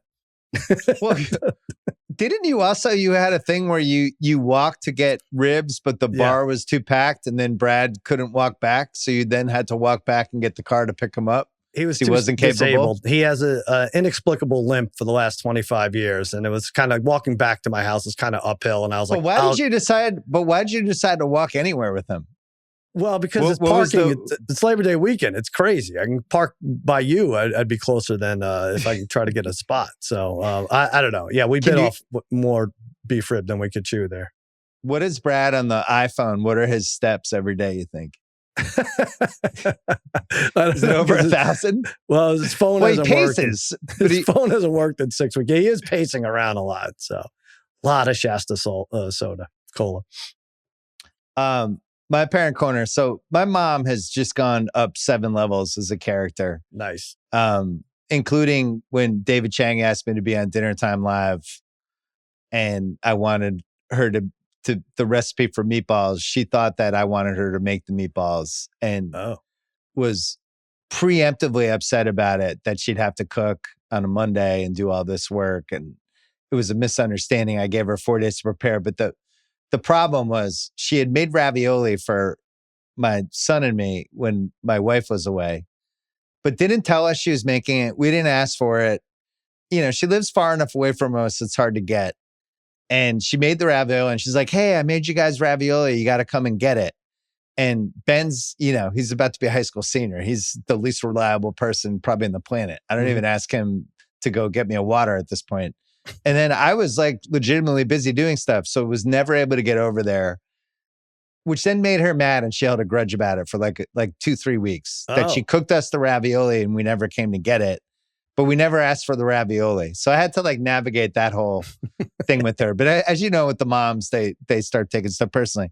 But the thing I noticed so she watches these movies. She subscribes to BritBox and all this stuff on Amazon. And she watches all these different things, but can't remember the title or who was in the shows. Right. And then tries to tell you about what the program was. Right. Nice. So she was telling me about some movie the other day. Couldn't remember who was in it, but it was like, the English lady. There's a lot of English actresses. That didn't really narrow it down for me. And then it was something, and there was and just couldn't get it. And I was thinking there should be a Shazam for moms. And I can't remember if SNL maybe did a version of a sketch about this. I can't remember, but something like where they start describing what the show is, and then I can just put it in the app. Oh, that's and great. It translates your mom, where she's like, so it's on Amazon. That English lady was in it, and she gets murdered, and then there's but it's really good. You got to watch it. Like there's just barely enough breadcrumbs to know what the show is, and then I put it into my app, and AI spits out like that's actually the new movie with Kristen Scott Thomas. There is no spy thing. She has 3 daughters, and that's just. We just basically mom translator. I think you she shouldn't needs have said anything because it's too good. It's a good idea, and you should have just pursued it and done it. And just like done it myself. Called Alec, had him like fund it. Call our buddy Alec. You should call it Shazama, like a grandma kind of thing, or Shazama. Does your mom do this? Where she just gives you recommendations? Yeah, it becomes like a game of charades. Like, oh, she was in the movie, but then she broke up with the guy, and then they had a baby. It's not Jennifer Aniston, but she looks like her. Right. Yeah. So when you hit a certain point after you've had a couple kids and lived your life, you just can't remember anyone's name anymore who's in a movie or a TV show. Is that where we've landed? But it ends up being 6 degrees of like we could navigate it at this age because we remember the actor. Like, okay, I know he was in this thing, so I'll go to his IMDb or I'll go to that show, that movie's IMDb, and like if you give me Scarlett Johansson, I can now go in and be like, all right, Scarlett Johansson. So this sounds like a rom-com. I think that's Shazama. Great. That's very helpful. It'd be great for like them remembering your friends too, although that would be a little more difficult to detect, right? Whatever happened to that one guy who lived over on Hammond Road and his father went to jail for a minute, but right. Brad? Yeah. Yeah. Trophies in the trunk. I randomly, over the course of a couple weekends, saw a bunch of my old friends, and it brought her delight to no end. Yeah. When the old friends get together, it really makes them happy. Anyway, Shazama, new parent corner. How says that could be a half-baked idea. I'll have to pitch it to Wilds. All right, so we're going to take a break, come back. The last thing we have on this podcast is we taped on Thursday. We did our whole back and forth NFL futures draft that you did really well on last year. I did. I won. I had both the offensive rookie and defensive rookie of the year, so that's how I won it. Yeah. So we just went snake fashion. We did it Fogo de Chao style. We just kept throwing props at each other until we ran out. It's a half hour. There's a lot of dead air, but it's nice. It's a nice breezy listen. But I do have a couple plugs here. We got to talk about a couple things here. 3 days a week. 3 days a week on the Ringer Gambling channel. That's me. Tuesday, Wednesday, And Friday, I'm going to be live at noon ET on live. the Ringer Gambling thing. And you're also going to be posting shorts and all kinds of posting quick shorts. stuff. I have an interview with Michael Irvin this week. I only have like a million things to ask him. Tuesday starts with Tate. We'll go over the college week. Tate went 3-1 with his picks. Kid's good. We'll talk about Belichick's debut as an underdog against TCU Monday and looking ahead to week 1 NFL. By the way, heavy MJ rumors on the sideline for that North Carolina game. Nice. Yeah, there's some rumors. There's some So there buzz. could be 2 Jordans, the girlfriend Jordan and the Michael Jordan. Double Jordan. Real quick, I'm hosting an eliminator pool, $250,000 to the winner. Splash Sports, Cousin Sal's loser take all. But finally, our friend Tony's turn to kick someone out of our fantasy league on Tuesday. And I just want to say that Tony is the most talented fellow I have ever met. He was amazing as Mole and John Quincy Adams in Windy City Heat, as Niall Standish and Crank Anchors, Jake Bird, possibly the funniest character in late night history. He cooks, he snowboards, he fixes shit. He's a Renaissance man, incredible family. His youngest son went off to college this week. Just a special talent, great guy. Can't say enough about him. I don't know if you have anything nice to say about him, but I mean, once upon a time, me, you, and Tony shared after our friend Daniel got fired. Right. We took over his office, and it was me and you and Tony. And it's some of the best memories of my entire life, just getting to spend that much time with the team, man.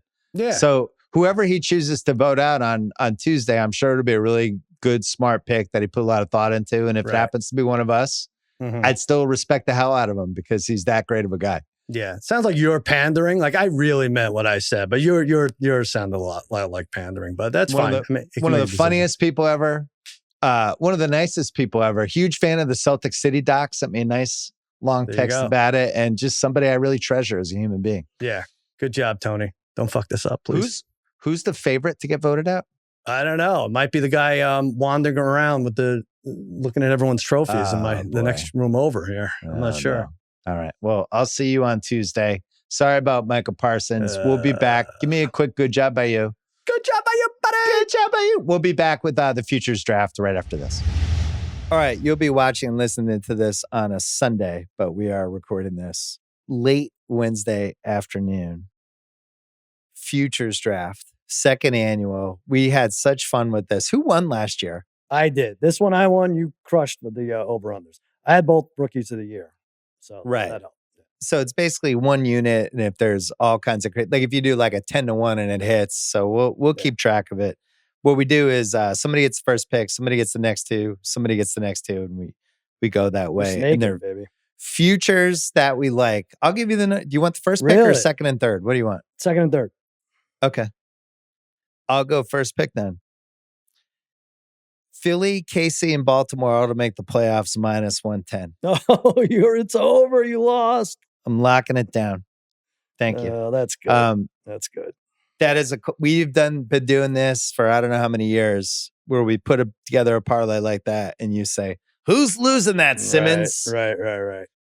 I can't come up with a team that loses that. It would have to be a Kansas City catastrophe. That was the only thing I can think of. We went through that. That's even odds about -110. Yeah, -110.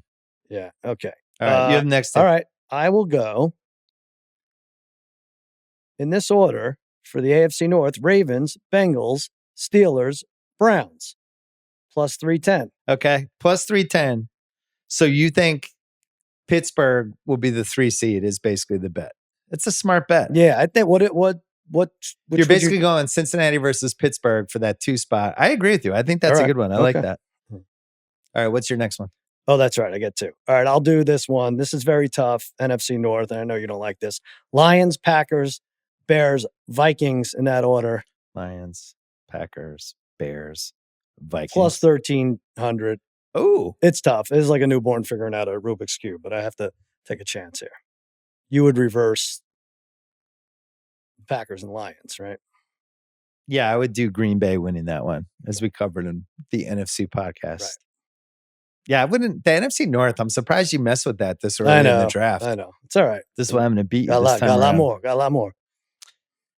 All right. I'm going to do a homer pick for this next one. It's the New England Patriots to finish in second place in the AFC East is +170. As we discussed, I don't see any scenario where Buffalo loses the AFC East unless Josh Allen gets hurt. I don't see the Jets or Dolphins passing the Pats. Mm-hmm. Plus 170, great odds. I would almost rather bet that than the playoff. I think those are better odds than the playoff odds. Interesting. So I'm grabbing that. That's pretty good. And I wrote that down, by the way. I had second or third.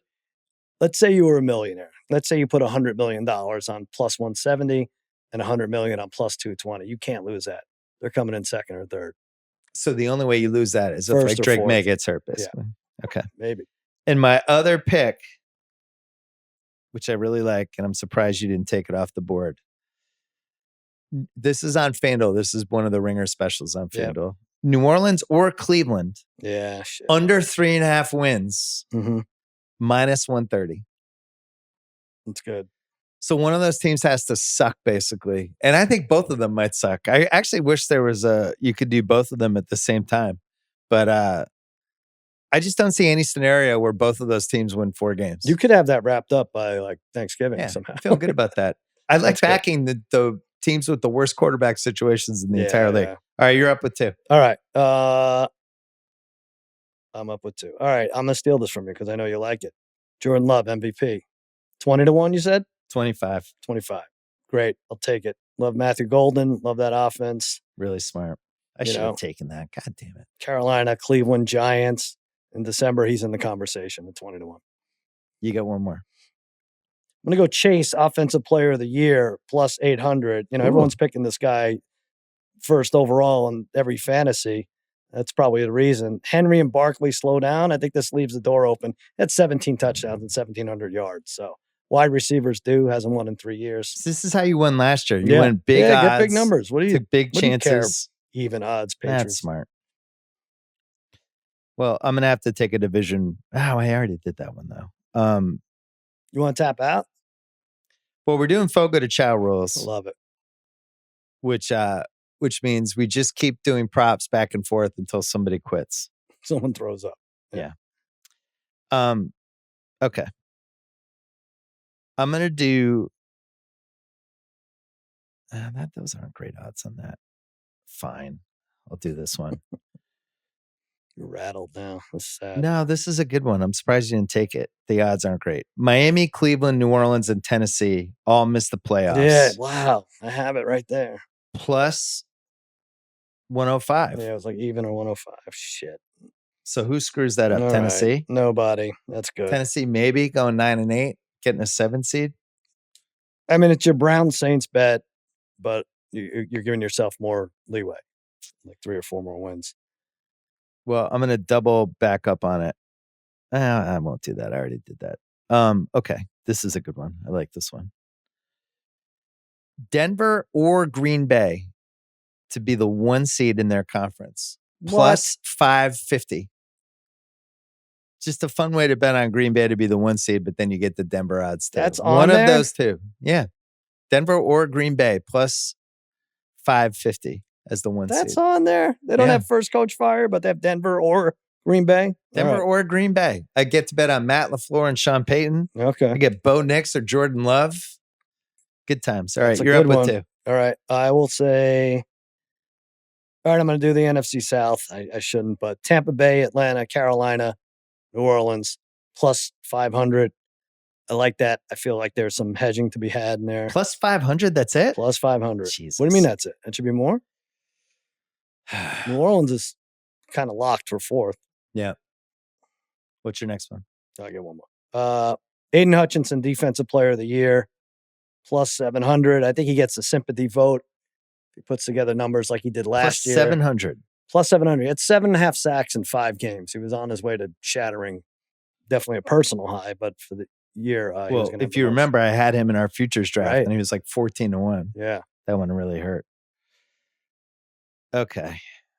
We're going to go Burrow most passing, plus 500 that he has the most passing yards in the league. I was a little scared of the most passing bets, but in this case, I think he's the only guy who could actually throw for 5,000. Yeah. He played 17 games. Hit a lot. What did he have last year? Close. Kill it? Yeah. He's the only one I could see doing good. that. 5-1. That's good. And then I'm going to double up on Joe Burrow. Burrow throws for 4,500 plus yards. Saw this. And the odds on that one are plus 165. So it's almost a little bit of a hedge on my most passing. Basically, if he gets hurt, I lose both. You're up. These individuals are so tough because of the week 18. You don't know. All right, Emeka Egbuka. I screamed about that a lot. Offensive Rookie of the Year, 16-1. I think this Bucs offense is going to be dynamite. Lots of opportunities, lots of favorable matchups with Godwin in or out. Who knows? You said it. Brian Thomas type year, 1,300, 10 touchdowns. It's really good. The number 16-1 on that? 16-1. Jesus. The number one overall pick has won the award only once in the last 13 years. I thought that was interesting. So it was 40-1 earlier in the year, but I'm going 16-1. Okay. What's your next one? Next one, Mike Green, Defensive Rookie of the Year. This is a guy on the Ravens. Oh, you're going deep cut. D-Poi was his nickname in college at Marshall for Defensive Player of the Year. So he could be explosive. I know there's personal issues maybe. He dominated the Senior Bowl. He left the Senior Bowl early. He was like that good. The Ravens were second in sacks last year, so it's 22 edge rusher. Don't forget that name, Mike What are the Green, odds? 1,100. Would you describe our friend Brad as having personal issues? All of them. Every single personal issue. Every conceivable personal issue? Okay. I'm going to do Denver makes the playoffs and Cincinnati doesn't make the playoffs. Wow. That's a parlay for plus 230. You like that one? Yeah, that's pretty good. Yeah. Denver playoffs, Cincy. Interesting that you could do that. I mean, man, there was a day when there was no way you could double dip. You know why we could do that? Because that was a ringer special on FanDuel. That's great. And then I don't need to do that yet. Okay, here, let's do this. Maybe. Geno Smith, Pete Carroll, Tom Brady, Brock Bowers, and the Las Vegas Raiders. 8+ wins, plus 150. But they go at least 8 and 9. It's good. Had to grab that one. That's solid. What do you got? All right. I have okay. There's a new award. Did you even know this? Protector of the Year. I saw that. Penny Sewell consistently earns like the highest blocking ratings of PFF, leads the NFL with the 95-1 PFF, 23, 24. Deion Dawkins and Andrew Whitworth got together and created this war. I don't know if they threatened, but there's a new OC. I get it. But if he plays his game, I don't see it mattering. Penny What are the Sewell, odds? plus 460. The only one who could challenge him is Big Dom, considered a protector. I do worry about that. It's almost exactly what he is. What's your next one? Robert Saleh, Assistant Coach of the Year. Oh my God, that's 800. an award? Yeah, baby. Is that on FanDuel? Sure. Plus 800. Wait, I got to look this The up. Cody. What site are you on? They give Is it this away. season leaders No. or awards? Awards. It's like the last one. Oh my Maybe God. one. I didn't realize it went that far. Pick one. It's fun. Those are fun. Oh, well then I'm doing Aiden Hutchinson comeback of the year at plus 270. All right. Let's take that right off the board because I didn't see that was available. You don't like Rodgers? No, I do not. And then, the assistant coach of the year. A lot of good choices. Yeah. Take Matt Patricia. I know he's a college guy. I'm not ready to do that yet. I'll do this here. Green Bay over 9.5 wins. Chicago over 8.5 wins. Plus 370. I think that hits. Feeling good about that one. You need them to split, right?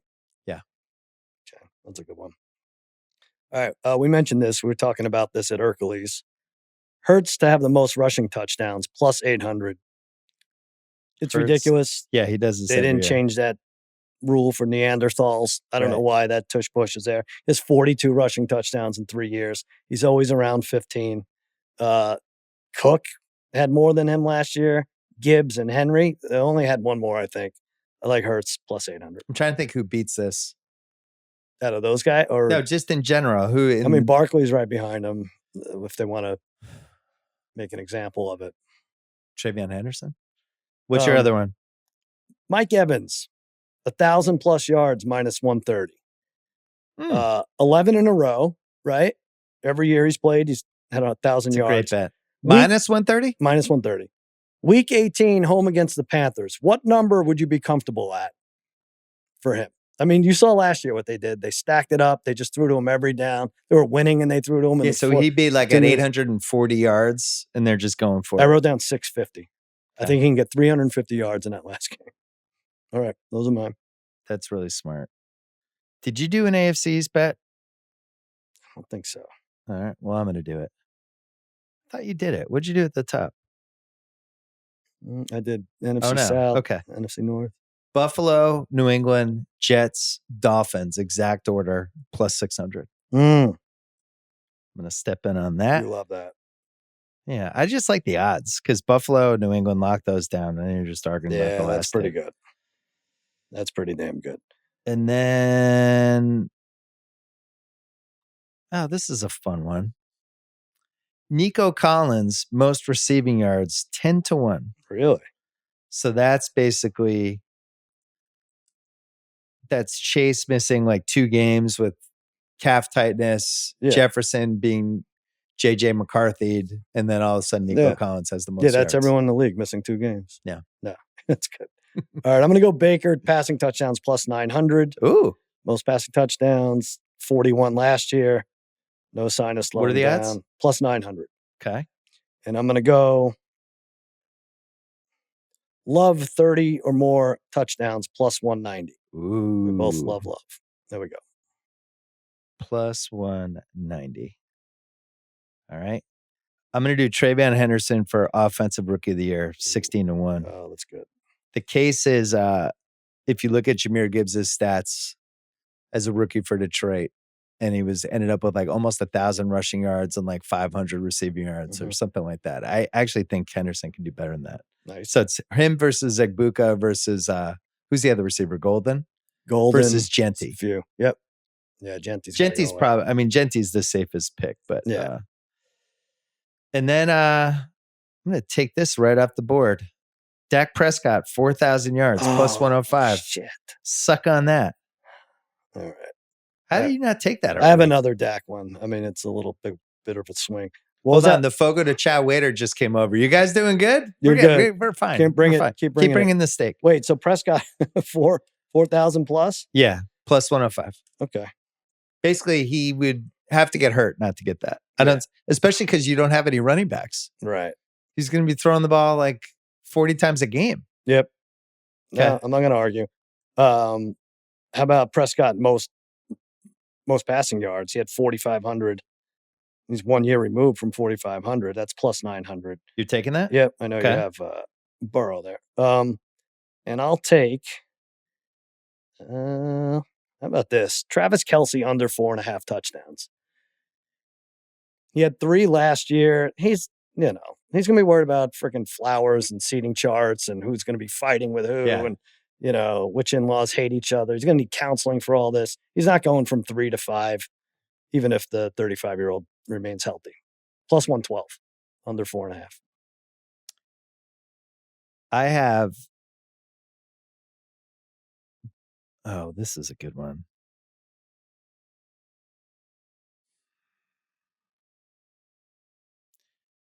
Let's do 3 or more NFC North playoff teams plus 330. Wow. You like that one? Mm-hmm. Basically, 1 from the NFC East, 1 from the NFC South, 2 from the NFC West. And I'm home free. And then here's the other one. I mentioned this when we did part 2 with the NFC.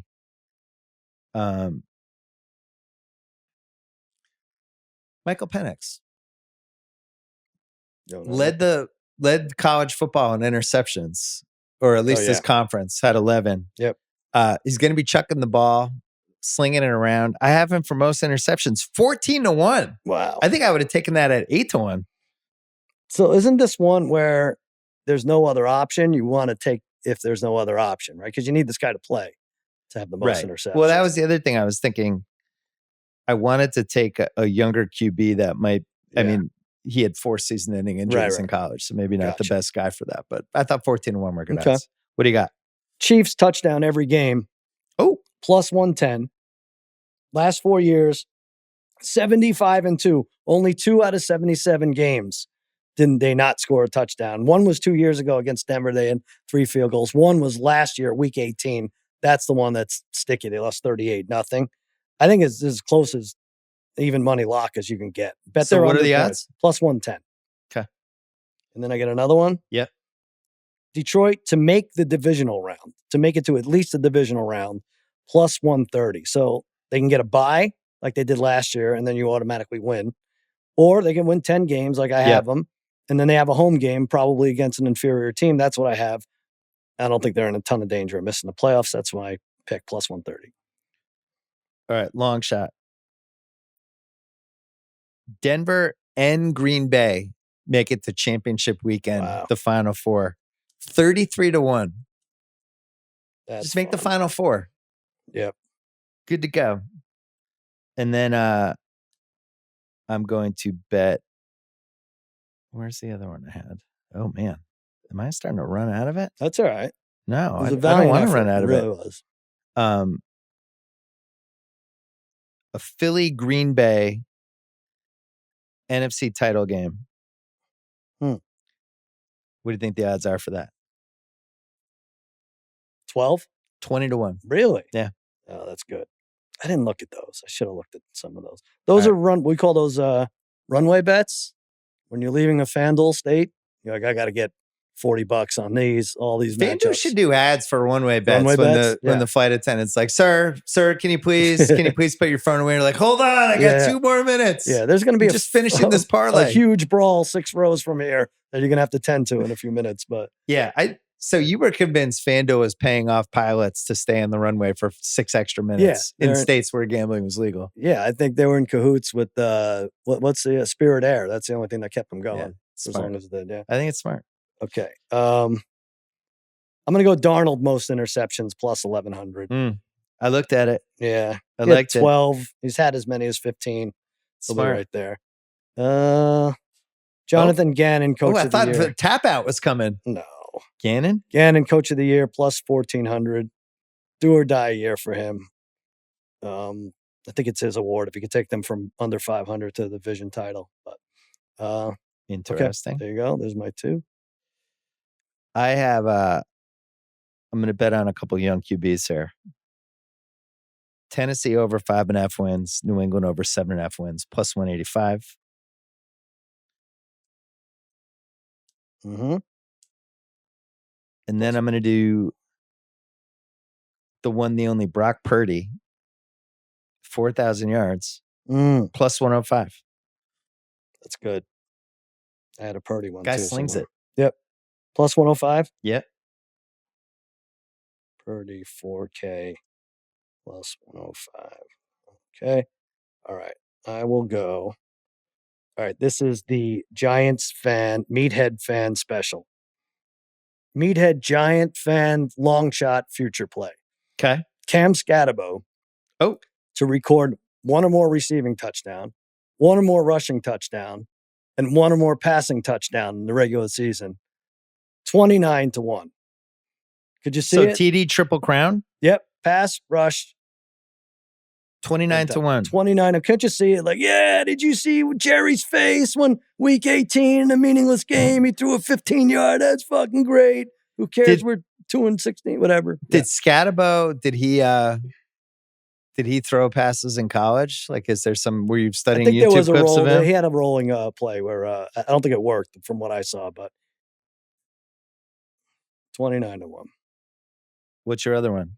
Wasn't that 2? That wasn't 2? You did Scatabo, TD Triple Crown, 29-1. Oh, I thought I did 2. You tapping out? Matthew Golden over 700.5. That's fine. Minus 110. Matthew Golden over 700.5.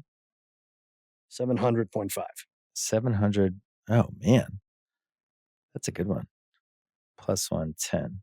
We can end this, whatever you want to do. No, because I'm going to take Abdul Carter for Defensive Player of the Year at plus 185. That's a layup. How is that not a minus odds at this point? Yeah. And I need to get in on this Coach of the Year.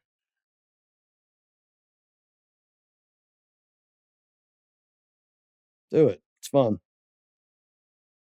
I mean, Vrabel at plus 750 staring at me. I mean, No, you know what? they I'm probably not going gave to it do to him that. already. I'm going to do the assistant coach of the year. Let's take a flyer. Clint Kubiak, Oh, 16-1 for offensive or for coordinator of the year. assistant. Yeah. He's the offensive coordinator for the Seattle Seahawks. I'm gonna be so pissed if that's what beats me. That's It's stupid like one. just people talking about his zone blocking and how he gave Darnold comfort. Shit, that's gonna win, isn't it? 16-1. Cam Scatterbo better be passing. All right, you got two. All right, I have two. Hutchinson over 12.75 sacks. 12.75. Why is it 12.75? Because a half is an actual measurement in the sacks. Oh my God. So Odds? you could find 12.73. I don't want to veer anyone off of FanDuel. You could find 12.725. No. 7.5 in 5 games, 19 in his last 22 games.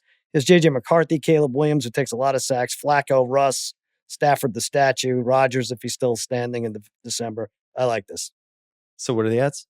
Minus 112. Okay. You can get to 15 now. What's your other one? My other one, Panthers in third place in the NFC South, plus 185. Ooh. You can come in second, but they can't come in first or fourth. Panthers in third place, plus 185. I have to look. You don't trust I'm me? not tapping out. No, I'm not tapping out. Looks like you did. Mm-hmm. I'm going to do Buffalo for the 1 seed. Mm. And that's plus 250. And then I had, where's the other one? Miami under 5.5 wins plus 260. Wait a minute. Is that real? Yeah. What's their regular one? 7.5? Yeah. Okay. That's pretty good. That could happen. What do you got? I'll do Bills Bucks Super Bowl plus 5,000. Plus 5,000? Yeah. And I'll do Bills, Bucks. I'll do 50-1. I'll do Bills Super Bowl plus 750. Ooh. Is their year. The Tommy Fleetwood Bills. You took that from me. The Kieran Culkin Bills. The Sabrina Carpenter. Who else won first thing this year? I have I'm going to double up on Buffalo Denver title game. Ooh. In the AFC 23-1. Oh, that's very good. I would need Denver to win the division for that one to hit. And then where's the other one I had? What was wasn't there one? I thought we had one. Oh, there it is. I'm not going to help you out. I don't know if I want to do You're that. done. One. We don't have to find a new round. That's fine. No, I don't want to do that one. I'm going to do New Orleans and Cleveland. Both finished in fourth place. Wow. Plus 158. Well, you don't have that already? No. You have I had a every different version combination of it. All right. Doubling up on it. What do you got? All right. Cardinals division plus 380. Ooh. It's a long shot. And plus 380. I like it. Let's see. All right, I'm doing something stupid. I know I said a lot of bad shit about Kyle Pitts, but what if this is the year? 750 yards or more. Plus 380. 750 yards. Plus 380. Yeah. I mean, how did you even find that? Well, 525 says regular over on there. Okay. I need to find. Oh, yeah. Okay. I'm going to do San Fran misses the playoffs. Plus 160.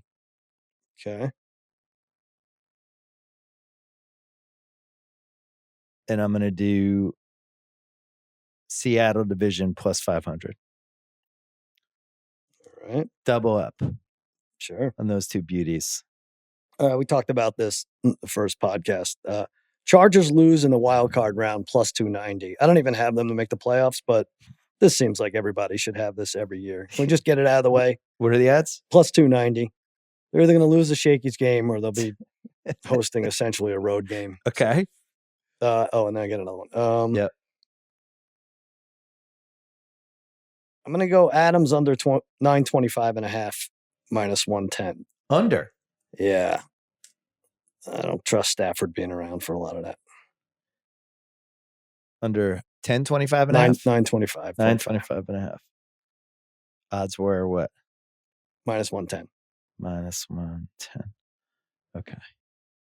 I'm going to do Houston to win the division at plus 110. Okay.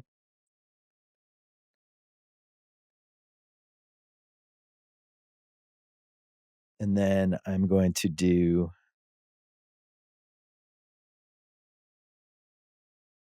I'm running out now. There's no shame. Could be a tap out tapping soon. out. It's no shame. I'll do Vrabel Coach of the Year plus 750. All right. Let's see if I'm excited about any of these others. Tapping out? Bills beat the Dolphins home and on the road, minus 135. It's definitely Bills Dolphins sweep? Bills sweep the Dolphins. That's plus odds? No, minus 135. Seems like something you could do individual weeks, but I'm going to parlay it together. September 18th and then that's wonderful. November 9th. Yeah, do that. I really like that one. And I'll go Connor under 875.5 rushing. Why under? Well, what don't you like about him? I got a little secret. It's going to make me look like an asshole. But if you take all the running backs under, there's like 6 who are out for the year by week 6 or 7. You know, it is you true. can like kind of split there, but I don't like that. Not bad. He's going to be 32. I think. I'm going to do Indy under 5.5 wins. That is plus 250. You like that one? Nice. Yep. Sure. Plus 250. And then I'm going to do, what was the other one I had? Oh, I don't have the balls to do that. I'm starting to run out now. Let's do, yeah. Should we blow a horn to like wake the audience up or something? Chargers, no playoffs, even. Yeah. It's pretty good. Okay. Want to do 2 more? Sure. All right. Or I get one. I went first, so you get 2 more. I get 1 more. All right. Sorry.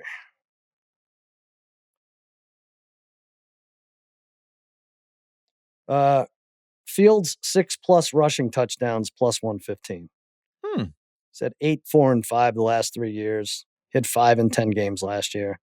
Already has one in preseason. And what were the odds again? Plus 115. I like it.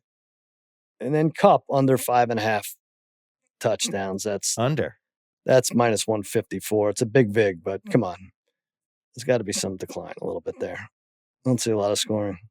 Missed 18 games in 3 years. Minus 110. So you have one more pick? Yeah. Don't fuck this up. I'm going to do Buffalo over Green Bay in the Super Bowl. And I have no idea what the odds are. I don't know if they have over. They might just have. So Buffalo Green Bay Super Bowl? Yeah. They will. Which is, what's Buffalo Green Bay Super Bowl? Let me find it. Because that's my actual pick. So I should probably have money on that. 40-1 that they meet up. 40-1. That's my last pick. All right. We're tapping out of the Fogo de Chao draft. Thank you, Mr. Waiter. I don't feel like we had enough player props, but I think the problem with player props is that guys get hurt and you get screwed. You mean just like over-unders? Yeah, just those over-unders. Yeah. I never know who to trust. I like the quarterback throwing ones, but remember last year I had Trevor Lawrence, Caleb Williams, and somebody else will throw for 4,000 yards each. Right. Didn't happen. It's more fun. It's more fun to take the big odds, guys. All right. Cuz, great job by you. Good job by you, buddy. All right, that's it for the podcast. Thanks to Cousin Sal. Thanks to Yahoo and Eduardo and Ceruti as well. I will be back on this podcast, possibly with a 2-parter on Tuesday with a big guest too. So stay tuned for that. And then don't forget about the rewatchables coming Monday night. Movie 400, American Gangster. Don't forget about all of our awesome football content. Don't forget about the Ringer Gambling Show, live every day, noon ET on the Ringer Gambling YouTube channel. And I will see you on Tuesday.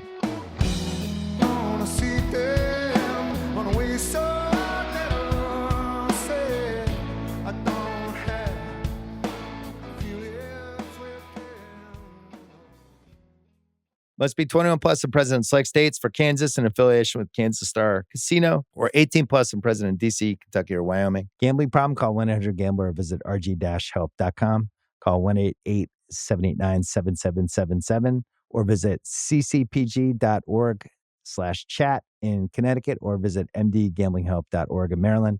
Hope is here. Visit gamblinghelplinema.org or call 800-327-5050 for 24/7 support in Massachusetts, or call 1-877-8-HOPE-NY or text HOPE-NY in New York.